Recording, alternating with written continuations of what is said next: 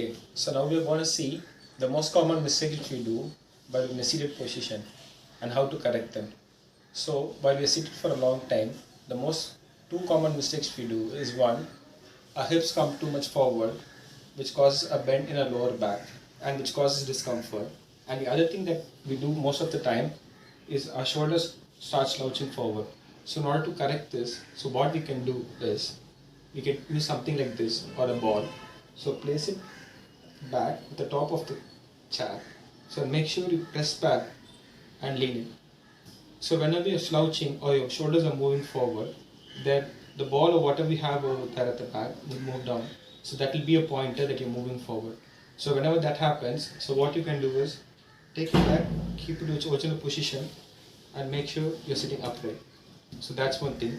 And the other thing is, make sure the display or the monitor is always at eye level, not too high or not too low. So because either of the position will cause discomfort for your neck. And always remember that your neck should be always in neutral position with your spine. So don't turn it to one side or the other. And the other thing which you can do is make sure that your keypad is always in level with your shoulders and that you have some space to rest your wrist. And don't elevate your shoulders too much, so that will cause tension in your shoulders. And don't flare out your elbows in this way also, because that will cause tension in your shoulders and on your elbows. Okay, so I have some of my clients and my friends who work in IT who come over to me and who say they experience severe pain or discomfort in areas like their neck, their traps, their lower back, even in the hip region, and sometimes even in their leg, due to prolonged sitting as they're continuously working on the system or desktop in their IT companies. So in this video, we are going to be seeing how to stretch those muscles and how to relieve yourself from this pain and discomfort that you feel. So let's start with stretches for our neck. So usual method is we'll do 15 seconds in clockwise and 50 seconds in anti-clockwise direction. But usually what happens is people start to feel dizzy. So what we'll do is we'll change it a little bit and we'll alternate between clockwise and anti-clockwise direction. So it will be something like this. So first what you have to do is go in the clockwise direction and hold that stretch for a while. And once you feel all the tension relaxing from the muscle, then move to the other side and hold for a while and come back. So we'll be switching between clockwise and anti-clockwise direction for like about 30 seconds. Now on to stretching of the trap muscles. So one thing you have to remember is to retract your shoulder and make sure that your shoulder is always down and never comes up. So for those who find difficult in maintaining this position, so what you can do, one thing is place your arms behind your back. So that way your shoulder will always be retracted and in down position.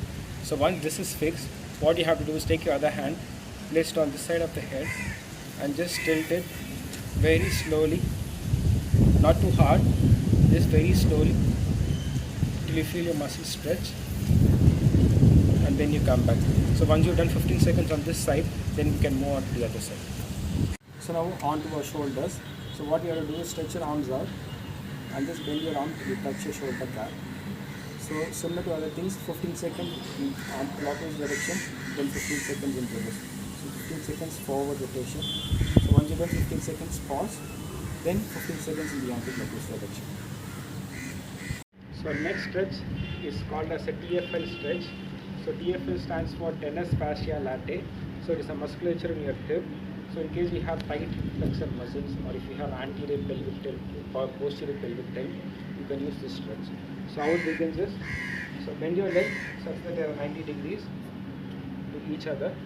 So once you have done that, so there are two ways which you can do this. So internally rotating your hips will target more of the fossa musculature, which is the muscles are inside of your hip. Or the other thing you can do is you can keep your hip in neutral position. So neutral position will target your rectus femoris muscle, that is the muscle in your leg.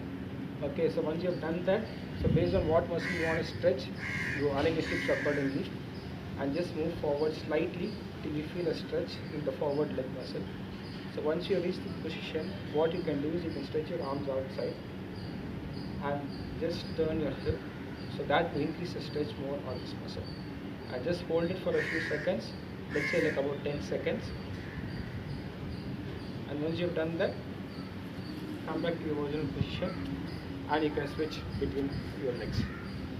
So the last stretch is for a hamstring muscle, the muscle which runs in the back of your leg. So what you have to do is straight and try to touch your toes. So the common mistake which they do is they round their shoulders, which shouldn't be done. So what should be done is your back should be straight and your neck should be neutral position to spine, and try to move as forward as you can without rounding your back. So in that way, when you move forward, you will be stretching your hamstring muscles.